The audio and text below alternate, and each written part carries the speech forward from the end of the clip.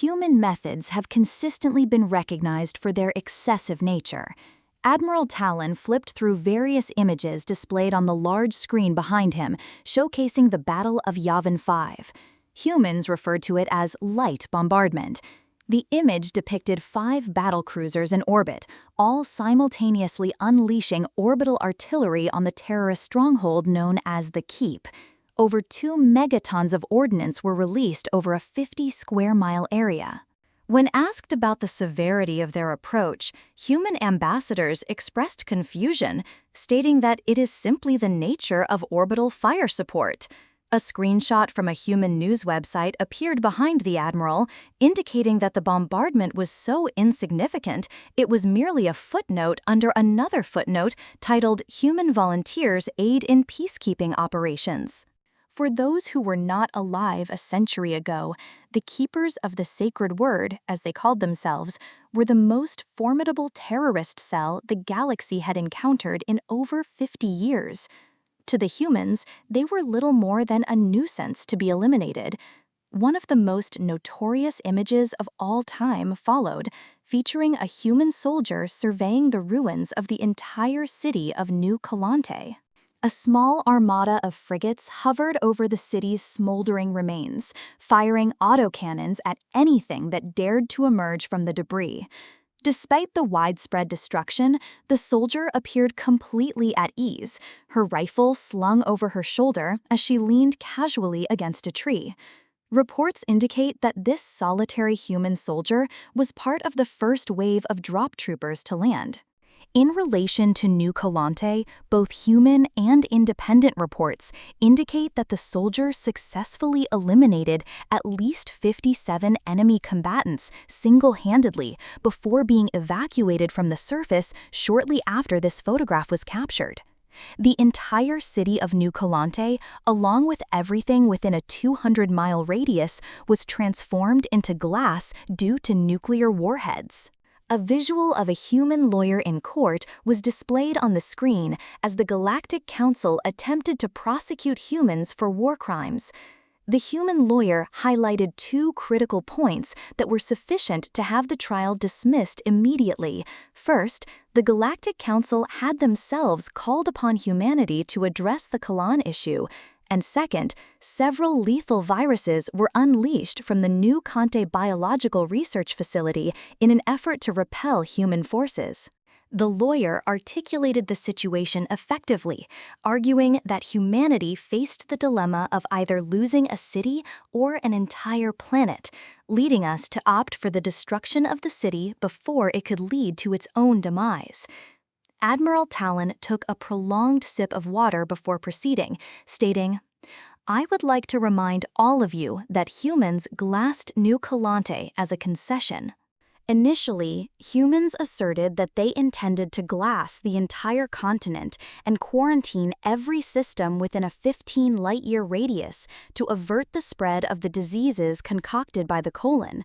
Even that strategy was not deemed excessive by human command. At this juncture, the audience began to stir, and a young officer raised her hand to interject. Following a brief nod of acknowledgement from Admiral Talon, the officer commenced, "If a 15-light-year quarantine was not regarded as excessive..." The officer audibly swallowed and hesitated slightly as Admiral Talon let out a laugh while changing the slide behind him. If only we had the knowledge once again. The room descended into a chaotic murmur of disbelief. The admiral surveyed the room, still chuckling, as a quarantine of 100 light-years was suggested as an extreme yet reasonable measure. Instead of whispers, the room fell into a profound silence. Sensing that he had regained their full attention, the admiral proceeded. This exchange served as a caution to the galaxy at large that humanity would perceive absurd actions as entirely rational and justifiable. Consequently, we significantly increased our surveillance on human projects in the subsequent years, decades, and now centuries. What we have uncovered is undoubtedly insane, yet also remarkably enlightening. The images changed swiftly and varied greatly in both scope and scale, showcasing photographs of diplomats, engineering projects, battle fleets, corporate logos, government insignia, backroom deals, the entire spectrum. What you are about to be informed of is highly classified. Anyone who leaks this information will face court-martial and potentially execution.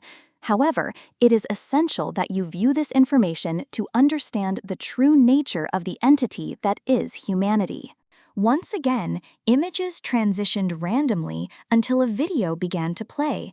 The dim lights in the enormous meeting hall were completely extinguished.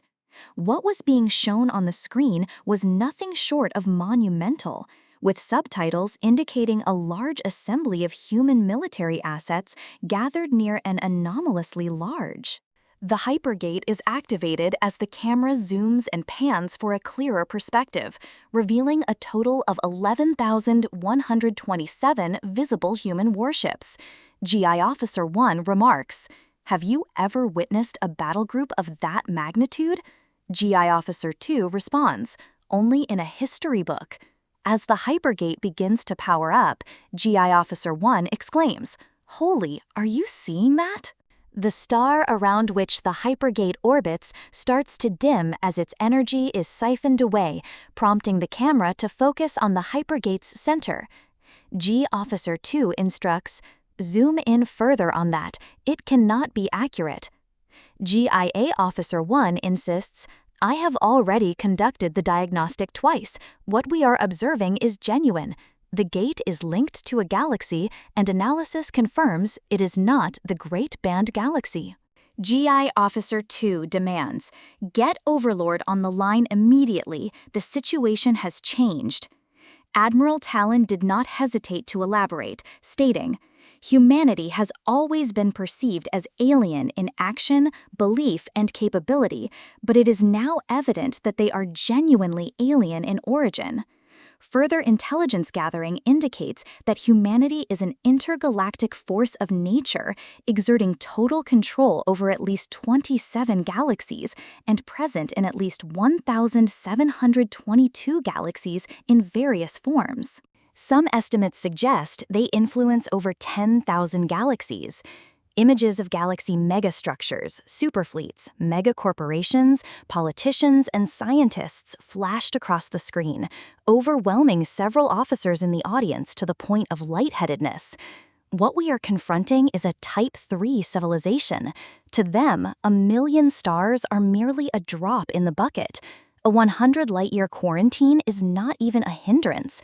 It is simply business as usual. The next slide that appeared left everyone in the room stunned. Admiral Wentz presented a map of the aptly named Great Rift of Althor.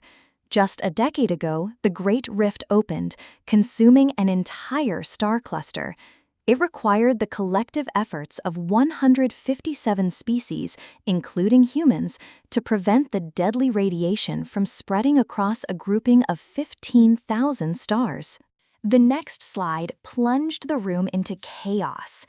Admiral Talon had to wait a full minute before his calls for order were acknowledged by his officers, whose panicked minds had silenced the room, which fell into a state of quiet terror at the sight before them. What you are witnessing is what humans deem overkill. This is the final image received from Althor itself before the rift engulfed it, a hypergate channel connecting human space to Althor. The officers lost all semblance of professionalism and erupted in outrage simultaneously. Why would the humans take such action? We regarded them as allies. We are doomed. God help us all. How could this be possible? The uproar was abruptly silenced with the arrival of the next image, a grotesquely disfigured being, clearly screaming in unimaginable agony. The letter P was displayed on the projected screen within the Althor sector, indicating a plague. It took just one carrier of the disease to devastate an entire planet. The Council monitored the situation for months, and in the last 10 days leading up to the rift's opening, 273 planets went completely dark. The humans recognized the severity of the issue, and even they were apprehensive. We implored them for assistance, and that was their response. On display was a quasar, an active supermassive black hole with colossal constructs channeling its energy into a beam of pure destruction. Annihilation, this human hyperweapon, is the most destructive device the universe has ever witnessed. They have harnessed the power of the quasar, further focused it, and utilized it in situations where overkill is genuinely necessary. More images and information regarding the disease appeared on the screen. Humans refer to it as the scourge, a disease they have unfortunately encountered in galaxies beyond our own on several occasions. I assert with great certainty that it is the only thing I have ever known to induce queasiness in a human admiral with 100% assurance. Admiral Talon surveyed the room for an extended period before concluding his briefing. I am certain you are all now contemplating what to do with this information. Regrettably, I can only state that this information is entirely useless to all of us. We exist at the mercy of humanity and could be eradicated just as easily. My final piece of wisdom to all of you is this: humans have repeatedly demonstrated their capacity to be nothing if not helpful. They exhibit no signs of undue aggression, form treaties, broker peace, and fulfill all the criteria of a civilized species. What I am conveying is that under no circumstances should you go against the grain with humanity. They possess the knowledge and sufficient firepower to either make us see or blind us with it, should they choose to do so. Standard practice for them is apocalypse. For us, overkill. To them, annihilation is a threat to the entire universe. What I am advising is to avoid bringing a cruiser to a quasar fight. In summary, do not provoke the humans.